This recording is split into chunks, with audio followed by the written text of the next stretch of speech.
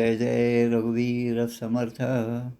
शुका सारिखे पूर्ण वैराग्य जाचे, वसिष्ठा परिज्ञान योगेश्वराचे. कवी वाल्मिका सारिखा मान्य ऐसा, नमस्कार माझा सद्गुरु रामदासा. जय जय रघुवीर समर्थ. श्रीकृष्ण गोविंद हरे मुरारे, हे नाथ नारायण वासुदेव.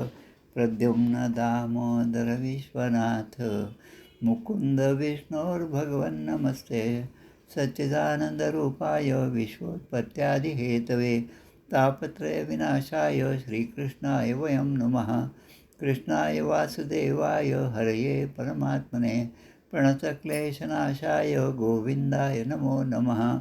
वसुदेवसुतं देवं कंसचाणूरमर्दनं, देवकी परमानन्दं कृष्णं वन्दे जगद्गुरुं. कृष्णकमलपत्राक्षं पुण्यश्रवणकीर्तनं, वासुदेवै जगद्योनिं नौमि नारायणं हरिं. कृष्ण कृष्णेति कृष्णेति यो मां स्मरति नित्यशः, जलं भित्त्वा यथा पद्मं संसारात् उद्धराम्यहं. कृष्णाय वासुदेवाय देवकी नन्दनाय च, नन्दगोपकुमाराय गोविन्दाय नमो नमः. नमः पङ्कजनाभाय नमः पङ्कजमालिने, नमः पङ्कजनेत्राय नमस्ते पङ्कजाङ्ग्रे. गोपाल कृष्ण भगवान की जय. जय जय रघुवीर समर्थ. श्री भगवानुवाच, ज्ञानं परमगुह्यं मे यद्विज्ञानसमन्वितं, स्वरस्यं तदङ्गं च गृहाणविदितं मया. यावानहं यथा भावो यद्रूपगुणकर्मकः, तथैव तत्त्वविज्ञानमस्तु ते मदनुग्रहात्. अहमेवासमेवाग्रे नान्यत् यत्सदसत्परं, पश्चादहं यदेतच्च यो वशिष्येत सोऽस्म्यहं. मृतेऽर्थं यत् प्रतीयेत् न प्रतीयेच्चात्मनि, तद्विद्यादात्मनो मायां यथा भासो यथा तमः. यथा महान्ति भूतानि भूतेषु चावचेषु नो, प्रविष्टान्यप्रविष्टानि तथा तेषु न तेष्वहम्. एतावदेव जिज्ञास्यं तत्त्वजिज्ञासुनात्मनः, अन्वयव्यतिरेकाभ्यां यस्यात् सर्वत्र सर्वदा. एतन्मतं समातिष्ठ परमेण समाधिना, भवान् कल्पविकल्पेषु न विमुह्यति कदाचित्. गोपाल कृष्ण भगवान की जय. द्वादशस्कंद प्रथमोध्यायात कलीचे राजवंश वर्णित, कलिधर्म द्वितीयात, नाम महात्म्य तृतीय, चार प्रलय चतुर्थात, अंतिम शोकबोध पंचमात, सद्गती परीक्षितीची षष्ठात, सर्पयज्ञ जन्मेजयाचा. अर्थवादी वेदशाखा पुराण लक्षण सप्तमात निवेदन, मार्कंडेय तप वर वर्णन अष्टमात बोलिले. मार्कंडेय असे माया दर्शन नवमात केले कथन, दशमात शंकर वरदान मार्कंडेयाशी. आयुध रहस्य भगवदांग निवेदिले यथासांग, सूर्यगण वर्णन समग्र एकादशात वर्णिले. सूची श्रीमद्भागवताची, द्वादशात रचना तयाची, पुराण श्लोकसंख्या महात्म्याची, त्रयोदशात विवरणे. गोपाल कृष्ण भगवान की जय. जय जय रघुवीर समर्थ. श्रीराम जय राम जय जय राम. अश्विन शुद्ध द्वादशी शक 1947. काल आपण पाहिलं परीक्षित राजाला शुकदेवाने केलेला अंतिम उपदेश जो आहे तो आपण पाहिला. आणि दोन शब्द विशेषत्वाने पाहिले. परीक्षिती म्हणजे ज्याच्या परीक्षेची इती झाली आणि ज्याच्या परीक्षेची इती झाली नाही, याचा अर्थ आपण थोडक्यात पाहिला. परीक्षेची इती म्हणजे आता परीक्षा देण्याची गरज नाही, आता यापुढे कुठल्याही परीक्षेला उतरायची काही गरज नाही. आता जीवनामध्ये आपली परीक्षा प्रत्येक क्षणी होत असते. ज्यावेळेस आपल्यासमोर एखादं प्रलोभन असतं, जेव्हा एखादा चांगला वास आपल्यासमोर असतो आणि आपलं मन त्याकडे आकृष्ट होतं, तेव्हा आपली परीक्षा असते की आपलं मन तिकडे जाणार नाही, पण ते जातंच म्हणजे आपण परीक्षेमध्ये नापास होतो. तसं विषय जे आहेत, इंद्रिय आहे, ते ज्ञानेंद्रिय असो, कर्मेंद्रिय असो, विषय आहे, मन आहे, पृथ्वी आप तेज वायू आकाश ही पंचमहाभूत आहेत. या सगळ्यांमध्ये जी माया निर्माण झाली, या सगळ्यांच्यामुळे त्या मायेमध्ये जीव अडकला की त्याच्या परीक्षेची इती झाली नाही. पण त्या मायेमध्ये जो अडकला नाही त्याचं नाव परीक्षित आहे. हे आपण काल पाहिलं. आता आज आपल्याला या परीक्षित राजाचा उपदेश काल पाहिला. आता परीक्षित राजाची परमगती, परीक्षित राजाने परब्रह्माशी एकरूपता कशी साधली हा भाग आपल्याला आज पाहायचा आहे. आणि त्यानंतर त्याच्या पुत्राने म्हणजे जन्मेजयाने सर्पयज्ञ जो केला तो सर्पयज्ञ कशा प्रकारे केला, सर्पसत्र म्हणतात त्याला, सर्पयज्ञ म्हणतात. आणि त्याचप्रमाणे वेदांचे जे शाखाभेद आहेत त्याचासुद्धा आपल्याला विचार या अध्यायामध्ये आज करायचा आहे. आजच्या या 6व्या अध्यायामध्ये स्कंद 12 आणि अध्याय 6मध्ये जवळपास 80 श्लोक आहेत. त्याचा आपण थोडक्यात एका तासामध्ये विचार करूया. चराचरामध्ये स्वतःला पाहणाऱ्या आणि समदर्शी अशा व्यासनंद शुकमुनींनी सांगितलेलं ऐकलं. परीक्षितीने सगळं श्रवण केलं आणि आता परीक्षितीवर त्याला खूप आनंद झाला की शुकदेवांच्या या उपदेशामुळे माझ्या मरणाची भीती जी आहे ती आता जवळपास निघून गेलेली आहे. आता फक्त तो मरणाचा क्षण व्हायचा राहिला, तो यायचा राहिला आणि त्यावेळेस मी या परीक्षेमध्ये कसा पास होतो तो अनुभव घ्यायचा फक्त राहिला. आणि म्हणून त्यांनी वाकून लवून आपल्या गुरुदेवांना म्हणजे शुकदेवांना त्यांच्या चरणांना नमस्कार केला. आणि शुकदेव म्हणाले, राजउवाच सिद्धोस्म्य अनुग्रहितोस्मी भवता करुणात्मना श्रावितो यच्च मे साक्षात अनादिनिधनो हरिही, अनादिनिधनो हरिही. भगवंता शुकदेव परीक्षित राजा शुकदेवांना म्हणतात, करुणेचे मूर्तिमंत स्वरूप जे काय असेल ते माझ्यासमोर तुम्ही प्रगट केलं आणि माझ्यावर फार मोठी कृपा केली. अनादी अनंत अशा भगवान श्रीहरीचे, भगवान श्रीकृष्णाचे खरं स्वरूप काय, त्याने कोणते कोणते अवतार घेतले आणि त्याने किती लीला केल्या, त्या लीला त्यांचं स्पष्टीकरण माझ्यासमोर तुम्ही मला सांगितलं. माझ्या मनातल्या जेवढ्या शंका असेल त्याची उत्तरंसुद्धा तुम्ही फार सुंदर रीतीने दिलं. तो प्रत्यक्षात तुमच्याकडून मला झालेला एक अनुग्रहच आहे असं मी समजतो.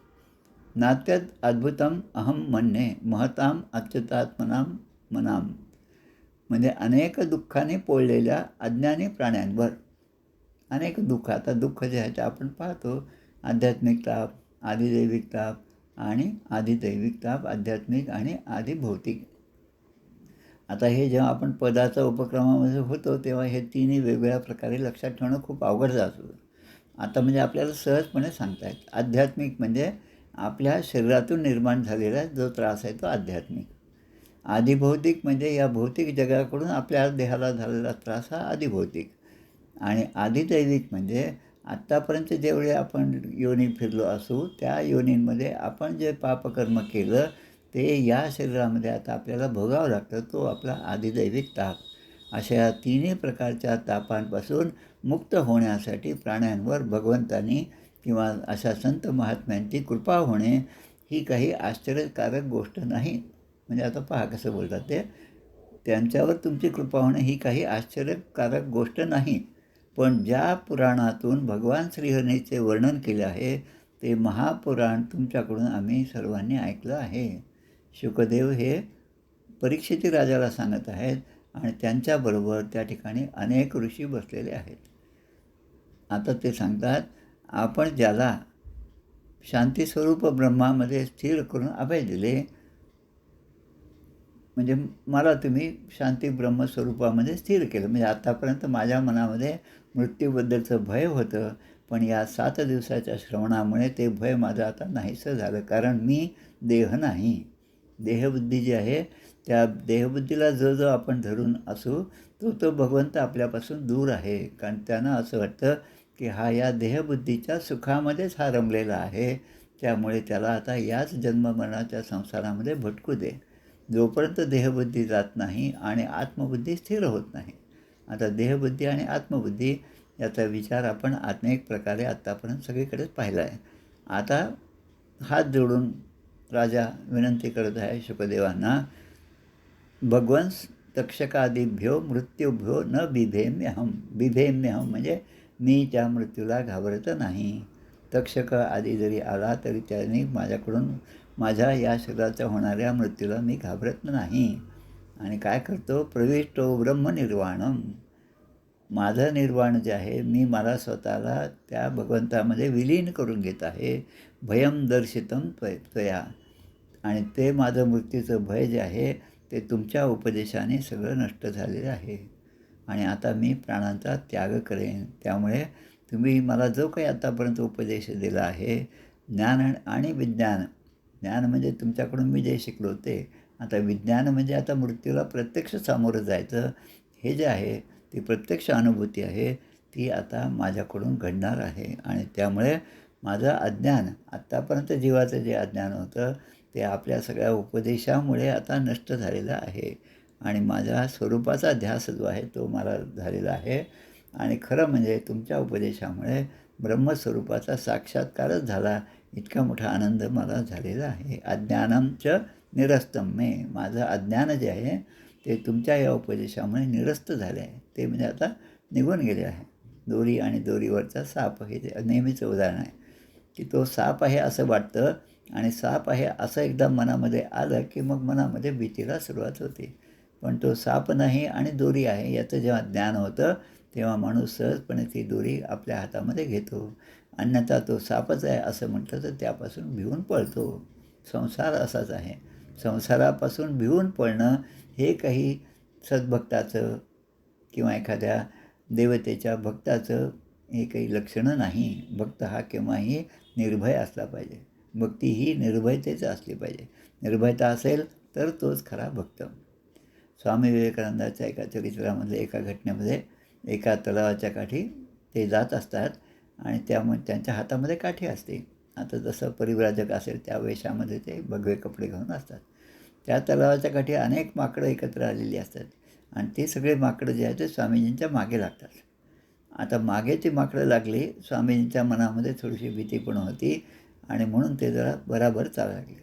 आता असं असतं, 5-10 कुत्रे रस्त्याने असले आणि आपण बरोबर चालायला लागलो की त्या कुत्र्याने असं वाटतं की हा काय इतक्या लवकर चालत आहे, त्यामुळे ते आपल्या मागे लागतात. आता त्यांना काही आपल्याला त्रास द्यायचा उद्देश नसतो, पण ते आपल्या मागे लागतात. पण आपल्याला असं वाटतं की तो आपल्याला चावणार आहे म्हणून जीव त्या ठिकाणून पळतो. म्हणजे जाणीव निरूपण हा जो समास आहे त्याप्रमाणे सगळ्या गोष्टी घडतात.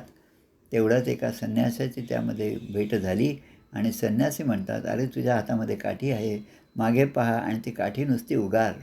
म्हणजे आता मी या काठीने तुम्हाला मारणार आहे असा हावभाव जरी केलास तरी हे सगळे माकड जे आहेत ते सगळे निघून जातील, पळून जातील. म्हणजे आध्यात्मिक प्रवृत्तीच्या माणसाने केव्हाही निर्भयच असलं पाहिजे. आणि भय असेल तर काय उपयोग?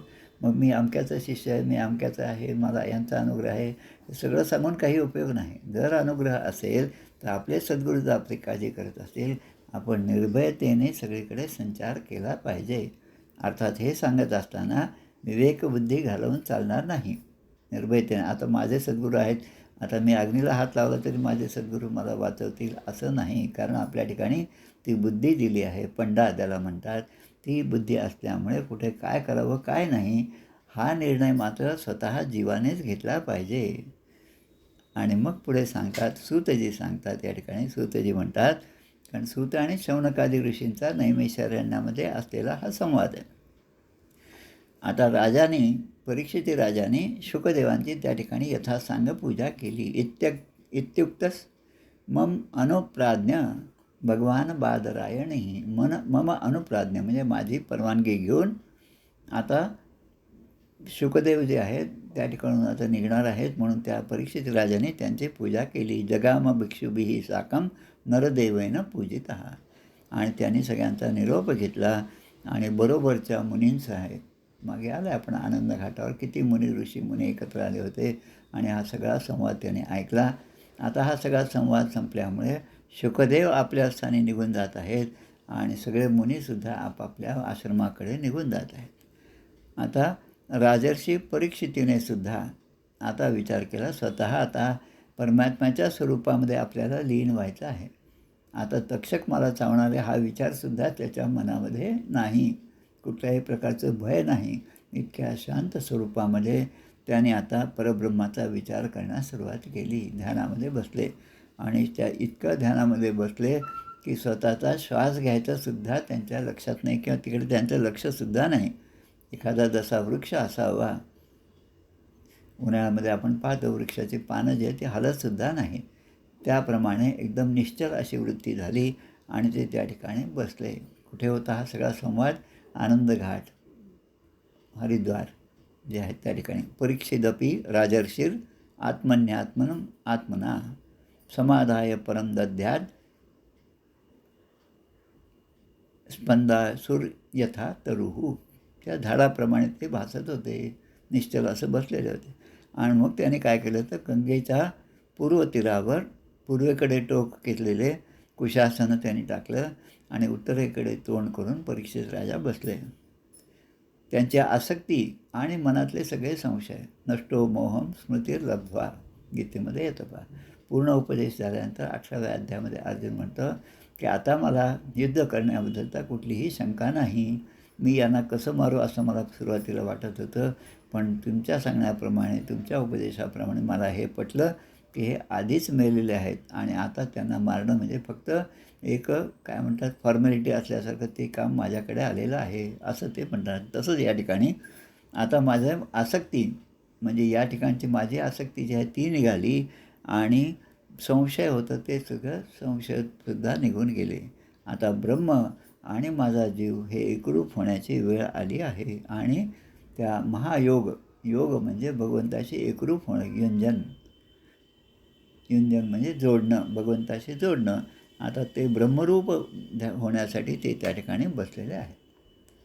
आता याच वेळेस तक्षकः प्रहितो विप्रा क्रुद्धेन द्विजसूनुना हंतु कामो नृपं गच्छन् ददर्श पथि कश्यपम. त्याच वेळेस काय झालं, ज्या ऋषींनी म्हणजे शृंगी ऋषींनी, शमीक ऋषीचा पुत्र असणाऱ्या शृंगी ऋषींनी शाप दिला होता आणि त्या शापामुळे या परीक्षित राजावर आता ते संकट आलं असं म्हणूया. पण त्या संकटाला शुकदेवांच्या उपदेशाने सहजपणे मात केली आणि सहजपणे आपला देह समर्पण करण्यासाठी परीक्षित राजा आता तयार झाला. आता एवढं होत असताना तक्षक जो होतो, ज्या शृंगी ऋषींनी तक्षकाला त्याकडे पाठवलं आणि तक्षकाचा दंश झाल्यावर परीक्षितीचा मृत्यू होणार होता असा तो शाप होता.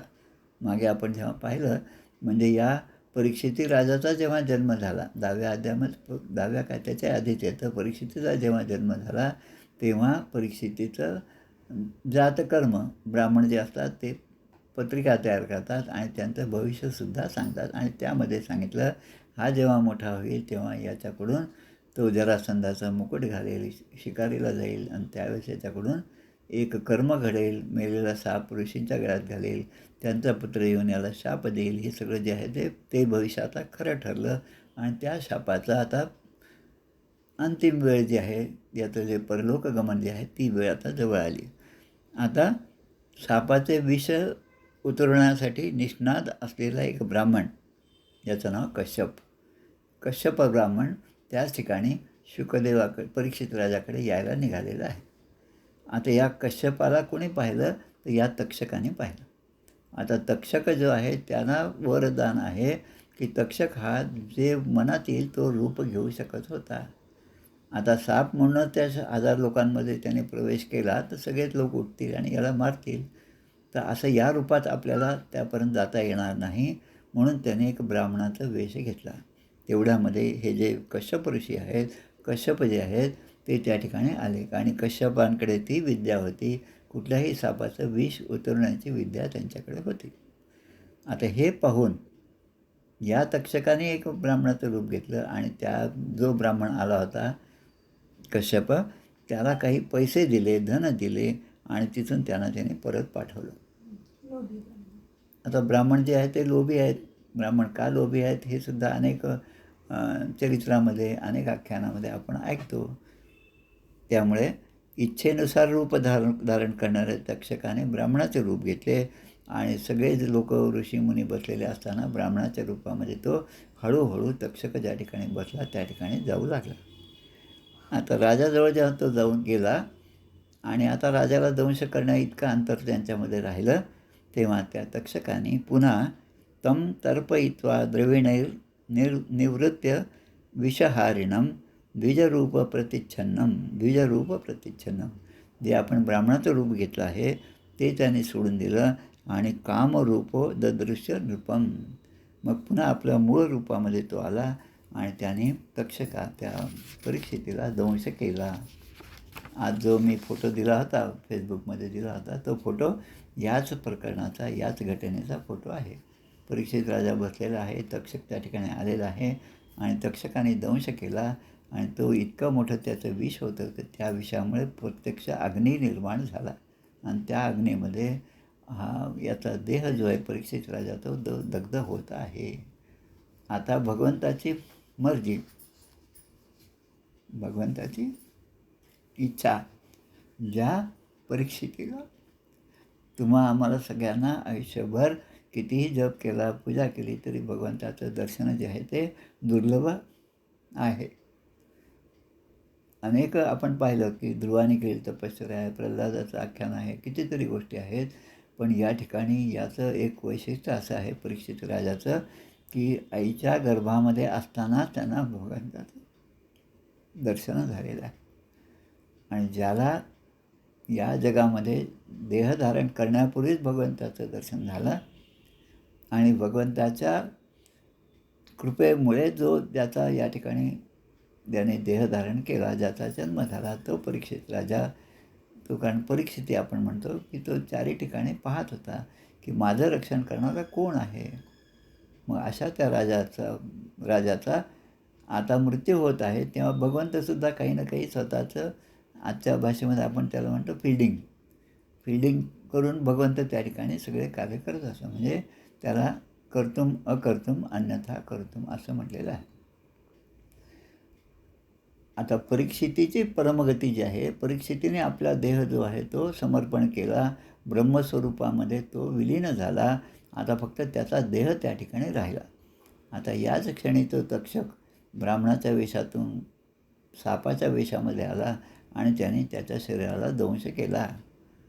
आता जो मेलेला आहे त्याला दंश करणं, पाहणाऱ्याला असं वाटतं की नाही माझ्या आईला, माझ्या बाबाला साप चावला म्हणून त्याला ते वाईट वाटतं, कारण ते आत्तापर्यंत न पाहिलेली गोष्ट त्याच्या डोळ्यासमोर घडत असते.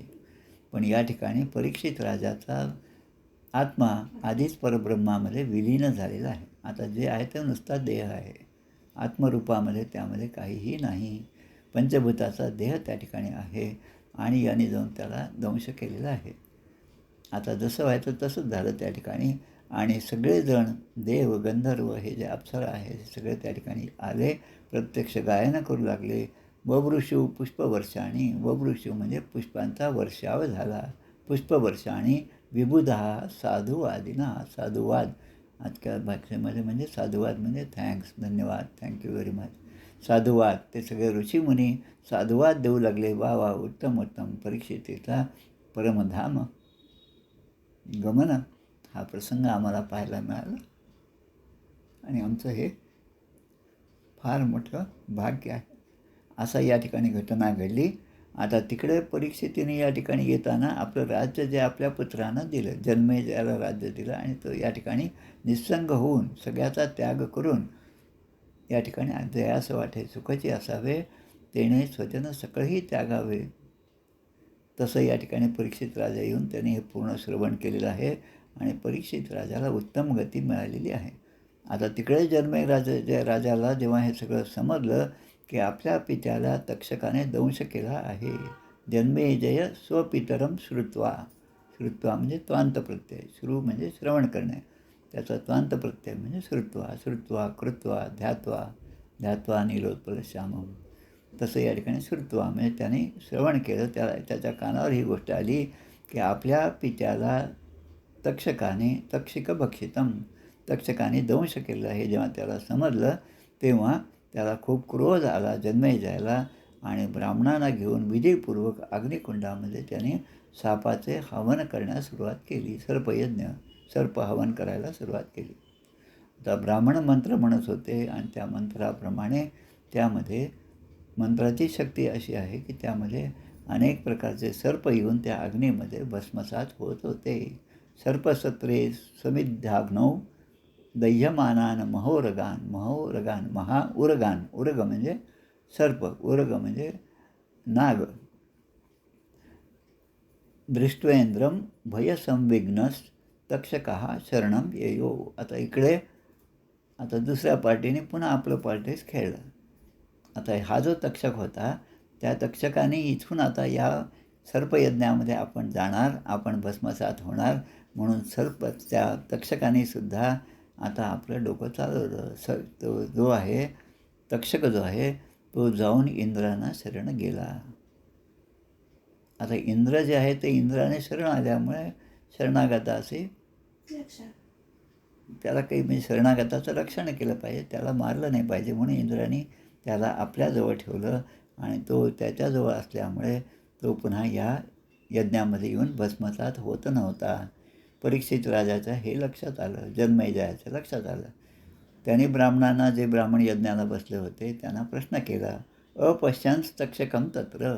अपक्ष्यम म्हणजे अपश्यंस म्हणजे त्या ठिकाणी मी तो तक्षक त्या ठिकाणी त्या अग्नीमध्ये भस्मसात होत आहे असं मी पाहिलं नाही.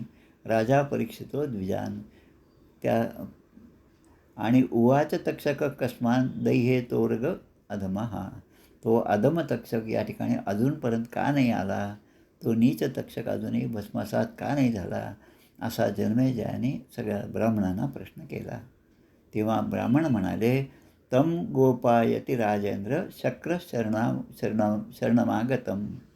तो शक्र म्हणजे इंद्र, तो तक्षक जो आहे तो जाऊन आपल्या इंद्राकडे रक्षण करा म्हणून त्याने प्रार्थना केली.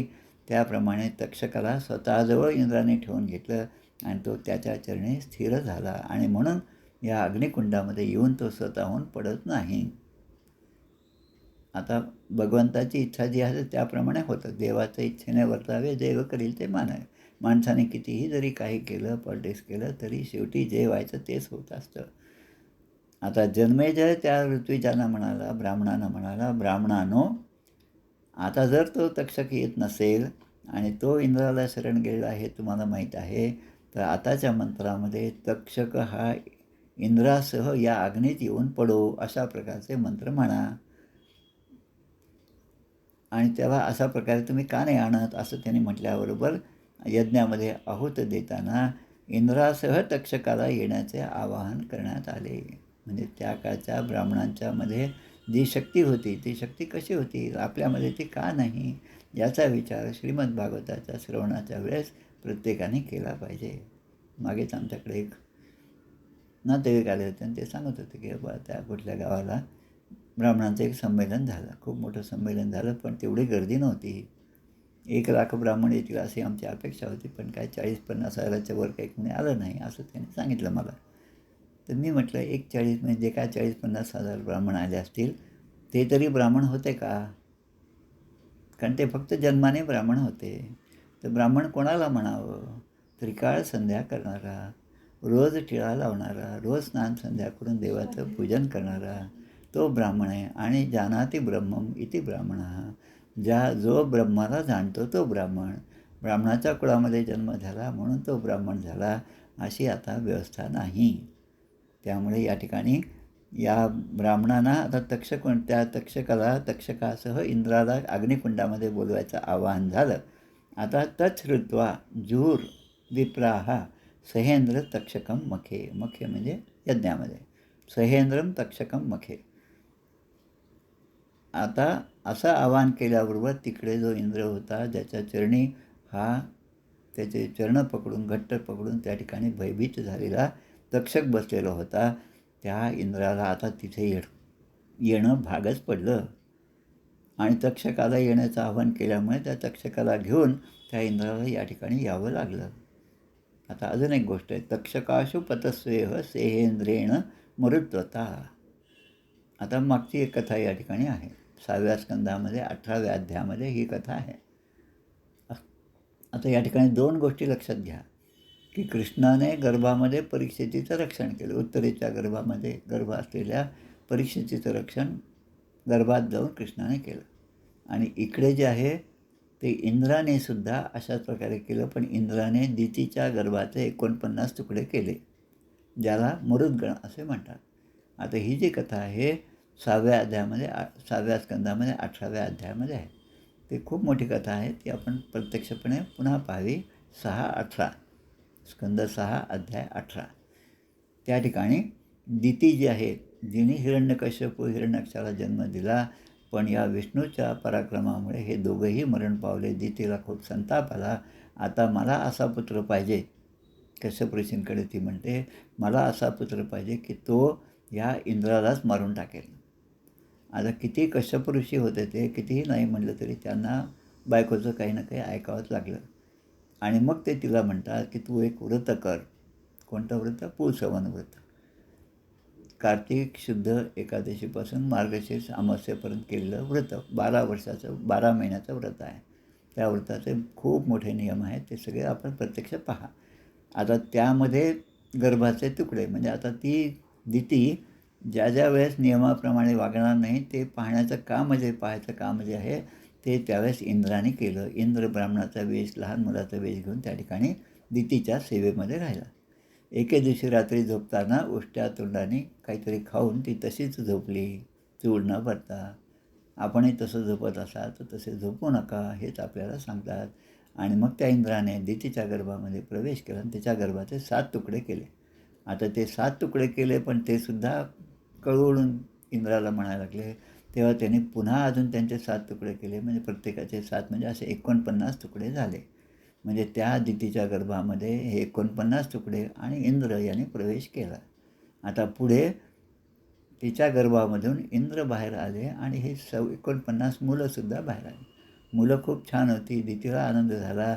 पण इंद्र हा कसा आला त्या ठिकाणी हे तिला जेव्हा कळालं तेव्हा तिलासुद्धा खूप वाईट वाटलं. म्हणजे ज्या इंद्राला मारण्यासाठी मी हे सगळं व्रत केलं आणि त्यामध्ये माझ्याकडून चूक झाली आणि तो इंद्र आता या ठिकाणी ते मरुद्गण झाले, ते देवता झाले.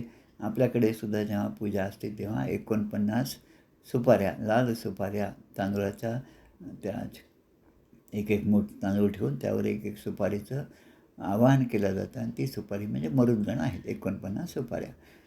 आणि त्या मरुद्गणांचा सहचर असा इंद्र. आता इंद्र त्यांना 49 जणांना आपला भाऊच समजत होता आणि म्हणून त्यांच्यासह तू या अग्निकुंडात येऊन ताबडतोब ये असं सांगितलं. तेव्हा ब्राह्मणाने कठोर मंत्र म्हणला.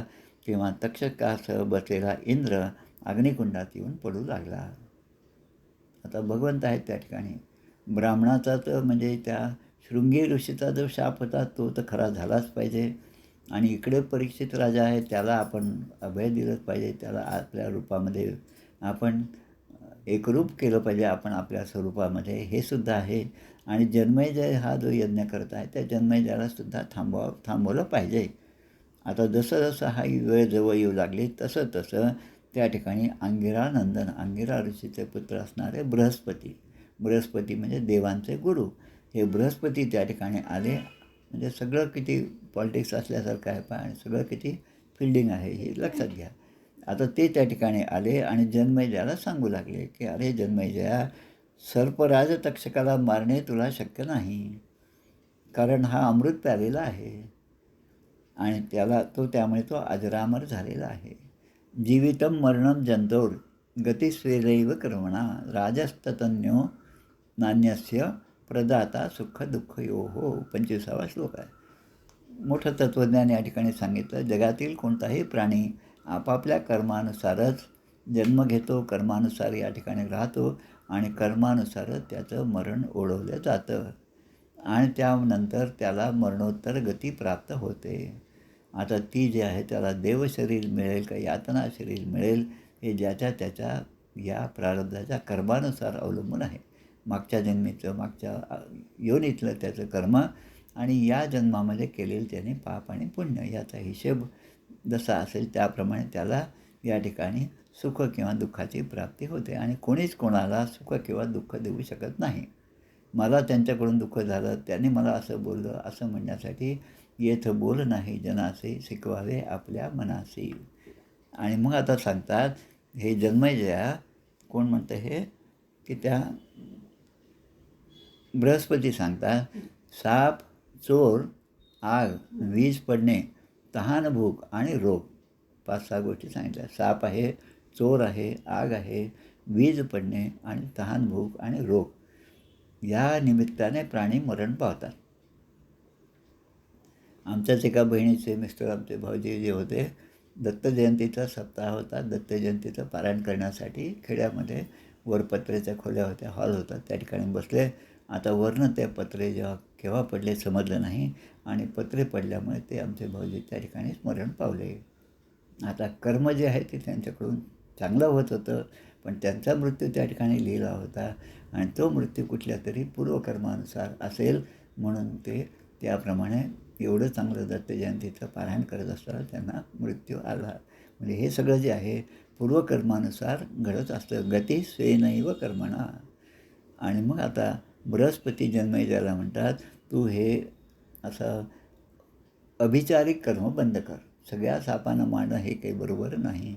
पुष्कळसे निरपराध असे सापसुद्धा तुझ्या या सर्पयज्ञामध्ये मेले आहेत आणि ते प्रत्येकजण आपापले कर्मच भोगत असतो आणि त्याप्रमाणे त्याचा जन्म आणि मृत्यू ठरलेला असतो.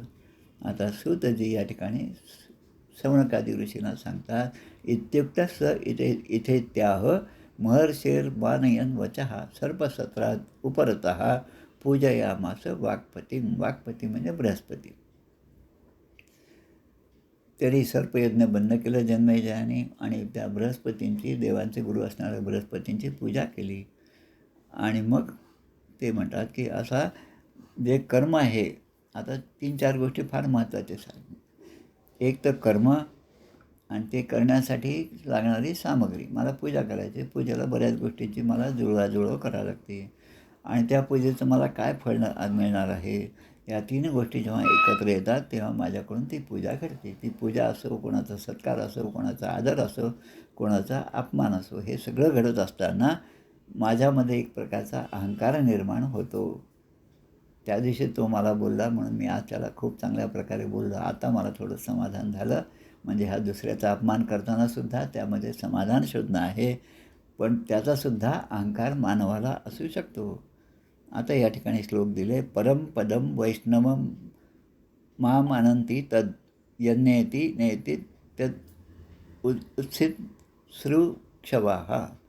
मुमुक्षु परमपदाव्यतिरिक्त सर्व वस्तूंची नेती या श्रुतिवचनाने निषेध करतात आणि आपल्याला जी वस्तू प्राप्त करून घ्यायची आहे ती प्राप्त करतात. म्हणजे काय, परब्रह्माच्या स्वरूपाला नेती म्हणजे विवेक करतात. हे नको म्हणजे सगळं जे त्याज्य आहे ते सगळं टाकून देतात आणि जो भगवंत आहे त्याचाच फक्त स्वीकार करतात. की ज्या भगवंताचा कधीही निषेध होऊ शकत नाही, ज्या भगवंताचा कधीही त्याग होऊ शकत नाही, त्याच्या स्वरूपाशी ते एकरूप होतात. आणि मग एक गीतेचा श्लोक पण असाच या ठिकाणी आहे, न तद्भासे ते सूर्य न शशांको न पावकः यद्गत्वा निवर्तन्ते तद्धामं परमं वव. यद्गत्वा म्हणजे ज्या ठिकाणी गेल्यानंतर पुन्हा या जन्ममरणाच्या चक्रामध्ये माणसाला यावं लागत नाही. तसं आता ज्याच्या अंतःकरणामध्ये या शरीराबद्दल, नष्ट होणाऱ्या शरीराबद्दल अहंभाव नाही आणि त्या शरीराच्या संबंधित असणारं घरदार याविषयी ममता नाही, म्हणजे अहंभाव नाही, अहंकार नाही आणि ममता नाही, त्याच लोकांना भगवान विष्णूची प्राप्ती होते. आता हे परमपद मिळवण्यासाठी काय करावं लागेल, तर दुसऱ्याचे कटू बोलणे सहन करावे, कोणाचाही अपमान करू नये आणि शरीराविषयी आसक्ती ठेवू नये, कोणाशीही वैर करू नये. आता वैर कोणाशी करू नये कसं काय, कारण सगळे जगामध्ये जर मीच असेल तर मी कोणाची हानी करणार, कोणाशी वैर करणार, कोणाशी प्रेम करणार, कारण मीच सगळीकडे नटलेला आहे. आता राजाने या ठिकाणी आता प्रश्न विचारला, तर परीक्षितीची परमगती या ठिकाणी संपली. आता राजा प्रश्न विचारतात, नमो नमस्ते तस्मै कृष्णाया कुंठ मेधसे. अकुंठित ज्ञान असणाऱ्या व्यासांना नमस्कार केला आणि त्यांच्या चरणाचे चिंतन करत श्रीमद्भागवत महापुराणाचे ज्ञान प्राप्त झालेले असं सूतजी त्यांना सांगतात, शौनकादी ऋषी. आता शौनकादी ऋषी काही प्रश्न करतात की वेदांचे आचार्य असणाऱ्या वेदव्यासांनी या सगळ्या वेदांची रचना केली आणि ते आपल्या शिष्यांना वाटून दिले. पहिलं जे आहेत त्यांना वाटून दिले, अनेक शिष्यांना वेगवेगळे भाग करून वाटून दिले. आता सूतजी म्हणतात, पर्वसृष्टीचे ज्ञान संपादन करण्यासाठी सगळे एकाग्रचित्त झाले आणि अशा वेळेस जेव्हा आपण ध्यानामध्ये असतो, मनोवृत्ती शांत असतात, तेव्हा आपल्या शरीरामधून आपल्याला एक अनाहत नाद जो आहे तो आपल्याला ऐकू येतो. याला आपण आजपा जप असं म्हणतो. आणि त्या नादापासून आता इथे 4 गोष्टी झाल्या. योगी त्या नादाची उपासना करतात आणि त्यामध्ये द्रव्य म्हणजे अधिभूत, क्रिया म्हणजे अध्यात्म आणि कारक म्हणजे अधिदैव असे दोष जे आहेत ते नाहीसे करून मोक्षाला प्राप्त करून घेतात. आता या ठिकाणी तो जो नाद आहे तो कसा आहे, अ, उ आणि म या 3 मात्रांनी युक्त असा ओंकार त्या ठिकाणी प्रगट होतो. या ज्ञानेश्वरीच्या सुरुवातीला सुद्धा अकार चरणयुगल, उकार उदर विशाल, मकार महामंडल मस्तकाकारे, हे तिन्ही एकवटले ते शब्द ब्रह्म कवळले, ते या श्री गुरुकृपे नमिले आदी बीज. सुरुवातीला कुठल्याही ग्रंथाच्या गणपतीचं स्तवन असतं ते आपल्या ज्ञानेश्वर महाराजांनी ज्ञानेश्वरीमध्ये केलेलं आहे. आता अजून एक श्लोक या ठिकाणी महत्त्वाचा आहे, तो पण आपण पाहूया. म्हणजे आता इथे असं म्हणतात, जेव्हा कान ऐकत नसतात, म्हणजे कान हे जगातल्या व्यवहाराचं ज्ञान ते काही त्यांच्या कानावर पडत नाही, तेव्हा जो ओंकार ऐकतो तो त्या ओंकाराशी एकरूप होतो. 14 ब्रह्म जे आहेत ते ग्रंथराज दासबोधामध्ये दिले आहेत, 7व्या दशकामध्ये आहेत. त्याचा विचार कर. त्यातलं पहिला ब्रह्म म्हणजे ओंकार, ओम इति अक्षरम, एकाक्षर ब्रह्म. तसं आपण गणपती अथर्वशीर्षामध्ये सुद्धा म्हणतो, गकार पूर्वरूपम, अकारो मध्यमरूपम, अनुस्वारश्च अंतरूपम, बिंदुरुत्तरूपम, नादसंधानम, संहिता संदेही. म्हणजे हा ओंकार जो आहे त्याचं स्वरूप जे आहे ते या ठिकाणी सांगितलेलं आहे. आता हे वेदांचे भाग कसे केले हे सांगतात. आता शौनकादी ऋषींना हे शौनका सूतजी सांगतात, अ, उ आणि म असे 3 भाग या ओंकाराचे 3 वर्ण आहेत. आणि हेच 3 वर्ण पुढे सत्व रजतम या 3 गुणांना, ऋक यजु आणि साम या 3 वेदांना, भूः भुवः स्वाहा या 3 अर्थाने, व्याहृती आपण त्याला म्हणतो, आणि जागृती स्वप्न सुषुप्ती या 3 अवस्थांना या सगळ्या वृत्ती धारण करतात. हाच ओंकार. ततोक्षर समाम्नायम असृजत भगवान अजहा, अंतस्थोष्म स्वर स्पर्श ह्रस्व दीर्घ आदी लक्षणम. आता जे कुठल्याही भाषेचं जे व्याकरण असतं त्या व्याकरणाची उत्पत्ती कशी झाली आहे ते या ठिकाणी सांगितलं, की त्यामध्ये म्हणतात ब्रह्मदेवाने अंतस्थ वर्ण म्हणजे य र ल व, उष्म वर्ण म्हणजे श श स ह, त्यानंतर स्वर म्हणजे अ आ ई पासून औपर्यंत, अम आणि आहा हे वेगळे आहेत. स्पर्श म्हणजे स्पर्श, तालव्य, ओष्ठ, दंतव्य हे सगळे आहेत. त्याला म्हणतात क च त ट प, म्हणजे हे 5-5 25 अशी अक्षरं जी आहेत ती निर्माण झाली आणि पूर्णपणे वर्णमाला व्यक्त झाली. आता त्या ब्रह्मदेवाने आपल्या 4 मुखांपासून होता, अध्वर्यू आणि उद्गाता आणि ब्रह्मा यापासून ऋत्विजांचे कर्म करण्यासाठी ओंकार निर्माण केला आणि त्यामधूनच पुढे 4 वेदांची निर्मिती झाली.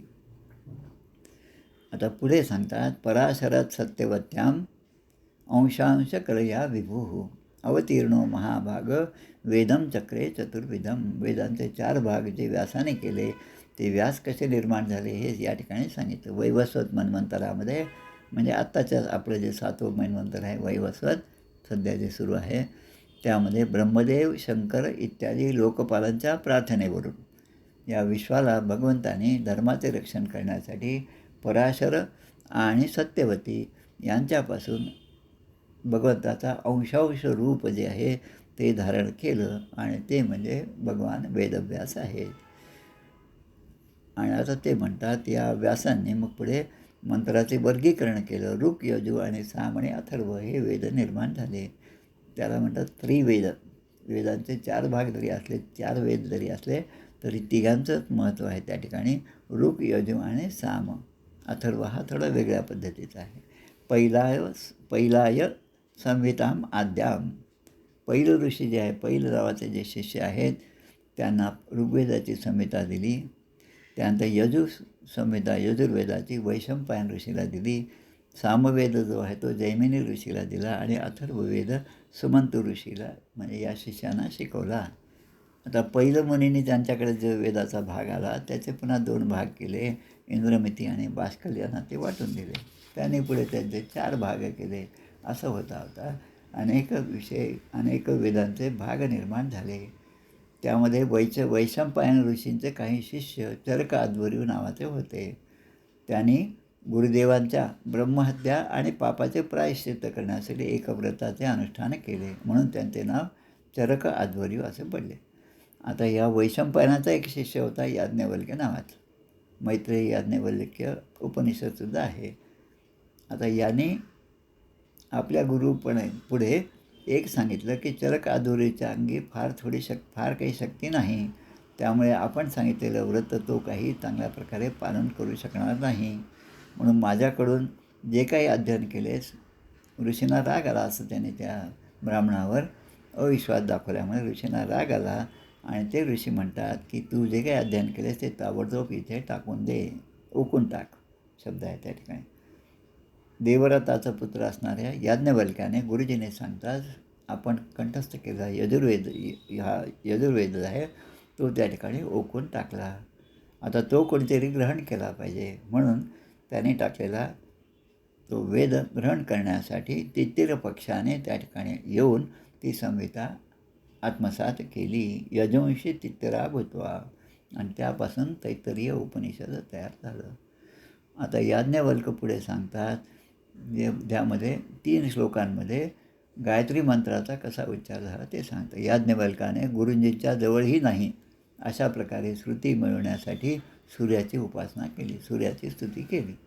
याज्ञवल्काने सांगितलं की आता हा गायत्री मंत्र जो आहे तो कशा प्रकारे निर्माण झाला असे ते 3 मोठे श्लोक या ठिकाणी आहेत.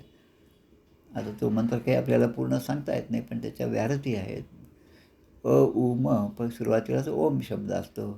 तर अ जो आहे तो शब्द ऋग्वेदातून झालेला आहे. ऋग्वेदाचा पहिला अक्षर अ पासून आहे, त्याच्यानंतर यजुर्वेदाचा अक्षर उ पासून आहे आणि मचं अक्षर हे सामवेदातलं पहिलं अक्षर आहे, म्हणून ओम, अ उ आणि म.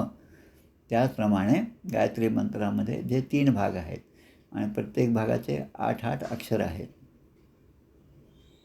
बरोबर आहे. भर्गो देवस्य धीमहि तत्सवितुर्वरेण्यम आणि धियो यो न प्रचोदयात्, हे जे 3 भाग आहेत ते 8 अक्षराचे आहेत. हे तिन्ही कसे निर्माण झाले ते या ठिकाणी त्याने पूर्णपणे सांगितलं. आता कमळाच्या कळीप्रमाणे आपल्या ओंजळीने त्यांनी आपल्या सद्गुरूंना हे सगळं समर्पित केलं, म्हणून आपण अर्घ्य देतानासुद्धा दोन्ही हात जोडून त्यामध्ये पाणी घेऊन सूर्याला अर्घ्य देतो. या याज्ञवल्क्य ऋषीने या गायत्री मंत्र सांगितला आणि मग त्याची प्रातः माध्यान्ह संध्या कशी करावी हे सुद्धा सांगितलं. आणि मग पुढे म्हणतात सूतजी सांगत आहेत अशी त्यांनी स्तुती केली तेव्हा सूर्यदेव भगवान प्रसन्न झाले आणि घोड्याच्या रूपामध्ये ते प्रगट झाले.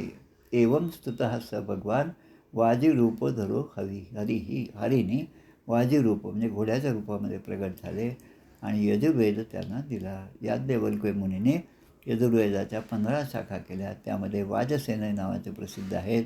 मग काण्व, माध्यन्तीन इत्यादी ऋषीने त्या ग्रहण केला. जैमिनीचा पुत्र सुकर्मा, सामवेद जो आहे तो जैमिनीला मिळाला, त्यांचा पुत्र सुमंतुता, सुनवान असे त्याच्या अनेक शाखा होत गेल्या. पौषंजी, आवंत्य असे 500 शिष्य होते. हिरण्य नावाचं या ठिकाणी एक नाव आहे, त्यांचा कृत नावाचा शिष्य होता आणि त्याने आपल्या शिष्यांना 24 संहिता शिकवल्या. अशा प्रकारे वेदांचे निराळे भाग झाले आणि प्रत्येकाने ते आपल्या शिष्यांना शिकविले. आता या ठिकाणी हा अध्याय या ठिकाणी पूर्ण होतो. अध्याय 6 इति श्रीमद्भागवते महापुराणे पारमहंस्यां संहितायां 12 स्कंदे वेदशाखा प्रणयनम नाम 6ठोऽध्यायः. श्रीकृष्णार्पणमस्तु. आता पुढचे जे श्लोक आहेत, पुढचे जे अध्याय आहेत, त्यामध्ये अथर्ववेदाच्या शाखा कोणत्या आणि पुराणांची लक्षणं कोणतं हे आपण आता पुढच्या आठवड्यात पाहणार आहोत. जवळपास 6 अध्याय झाले या स्कंदामध्ये. 12व्या स्कंदामध्ये 13 अध्याय आहेत, 6 अध्याय झाले. आता 7 अध्याय राहिले, त्यामध्ये या भागवत ग्रंथाची महापुराणाची सांगता होईल आणि मग नंतर भागवताचं महात्म्य सुरुवातीला जसं आपण ऐकलं पद्मपुराणातलं, आता स्कंदपुराणाच्या आधारे भागवताचं महात्म्य या ठिकाणी 4 अध्यायामध्ये सांगितलं. त्याचे श्लोकसुद्धा फार महत्त्वाचे आहेत. रोज एक श्लोक तरी भागवताचा म्हणला पाहिजे, रोज एका श्लोकाचा अर्धा श्लोकाचा तरी उच्चार केला पाहिजे. आणि हे सगळं जे आपण करत आहोत ते 3 प्रकारामध्ये मोडतं. भागवताचे अभ्यास जो आहे तो 3 प्रकारामध्ये सात्विक, राजस आणि तामसिक असे 3 प्रकारसुद्धा सांगितले. ते आपण पुढे सगळे पाहणारच आहोत. त्यामुळे आता इति श्रीमद्भागवते महापुराणे पारमहंस्यां संहितायां द्वादशस्कंदे वेदशाखा प्रलयनं नाम षष्ठोध्याय. श्रीकृष्णार्पणमस्तु. आपण नेहमीप्रमाणे आरती म्हणूया. जय हो जय श्री भागवता, आरती करी तुझ भगवंता. जय हो जय श्री भागवता, आरती करी तुझ भगवंता. श्री शुक मुनीने परम भक्तीने, नाना परीने गायले जा हरिचरिता. आरती करी तुझ भगवंता. वेद तरुचे मधुर फळ, स्वादुरसे जे सोज्वळ. आत्माराम मुनी अचळ, सेवुनी करीती जन सफळ. महापर्वणी आली अवनी, की अगहरणी भवजलतरणी. ती पतिता आरती करी तुझ भगवंता.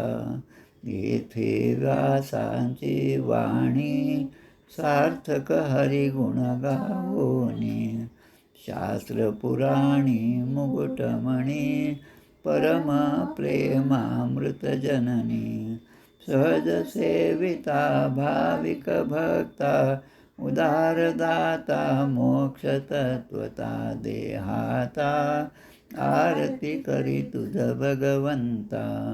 गमते जणु मानस तीर्थ, द्वादश सोपाने युक्त. निर्मल भक्ती जले भरित, विहरे हरिहंस चितेथ. श्लोक सुकुमले संत अलिकुले, सेवुनी रमले भान विसरले रस पिता. आरती करी तुझ भगवंता. अपार महिमा ग्रंथाचा, वदवेना कोणासाचा. मेवा कविवर संतांचा, प्राणची कीर्तनकारांचा. गणबोधाचा स्वयंप्रभेचा, द्वादश कळीचा रवी अंतरिता. तमहरता आरती करी तुझ भगवंता. ग्रंथ नवे हा श्रीकृष्ण, गीते वेधी मन पूर्ण. अनन्य होता या शरण, खचित टळे जन्म मरण. त्रिताप जाती चिरये शांती, नाथई वदती रामपदी ठेवी माथा. आरती करी तुझ भगवंता. जय जय रघुवीर समर्थ. 1-2 मिनटं थांबायचं, 1-5 मिनटं मला बोलायचं आहे. सगळ्यांनी कृपया थांबावं या ठिकाणी. मागील 1-2 मिनटं थांबा, नंतर आपण बोलूया. मागील 4 वर्षापासून आपण अखंड दासबोध पारायण या योजनेअंतर्गत दर 15 दिवसांनी दासबोध, मनाचे श्लोक आणि आत्माराम या 3 ग्रंथांचं पारायण करीत आहोत. आत्तापर्यंत जवळपास 2242 पारायणं झाली आहेत. त्या पारायणाचा जो आकडा आहे तो आपल्याला 3000पर्यंत न्यायचा आहे. आता सध्या 4 समुदाय त्यामध्ये आहेत. या योजनेमध्ये 4 समुदाय म्हणून 45-46 जण त्यामध्ये पारायण करीत आहेत. बरेच जण निष्ठेने पूर्ण पारायण करीत आहेत.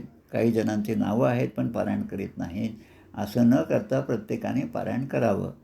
एक योजना आहे की आता 91व्या वेळेसचं जे पारायण होईल, 91पासून 100वी जी यादी असेल, या 10 यादींमधली एक यादी आपण निवडणार आहोत. आणि त्या यादीमध्ये ज्यांनी पारायण केलं आहे त्यांचं एक सामूहिक पारायण एका रामदासी मठामध्ये, रामदासी स्थानाच्या ठिकाणी 3 दिवसाचे पारायण करण्याची योजना आपली आहे. त्यामुळे 91पासून 100पर्यंत प्रत्येकाने जे या समूहात आहेत त्यांनी पारायण केलंच पाहिजे. तरच त्यांना त्या ठिकाणी सामूहिक 3 दिवसाच्या पारायणासाठी येता येणार आहे. आणि पुढच्या वर्षी मार्गशीर्ष महिन्यामध्ये आपचंद मठामध्ये शिवराम स्वामीची 300वी पुण्यतिथी आहे. आणि त्या पुण्यतिथीलासुद्धा आपल्याला जायचं आहे. आणि ती 300वी पुण्यतिथी असेपर्यंत आहे म्हणून मार्गशीर्ष शुद्ध सप्तमी. आणि म्हणून आपल्याला हा जो पारायणाचा आकडा आहे तो 3000पर्यंत आपल्याला पूर्ण करायचा आहे. आता आपल्याला प्रत्यक्ष जरी पारायण करता येत नसेल, काही अडचणी असतील, तरी आपण या योजनेचा लाभ इतरांना व्हावा यासाठी त्याचा प्रचार करावा आणि ते पारायण करतील याप्रमाणे त्यांना मार्गदर्शन करावे. एवढं सगळ्यांना एक विनंती या ठिकाणी एकत्रितपणे मी करत आहे. जय जय रघुवीर समर्थ श्रीराम जय राम जय जय राम. श्रीराम. छान झालं. हो, धन्यवाद. खूप छान सांगितलं. छान आवडले. म्हणजे वेगवेगळे आतमध्ये पर्यंत गेलो वेदांच्या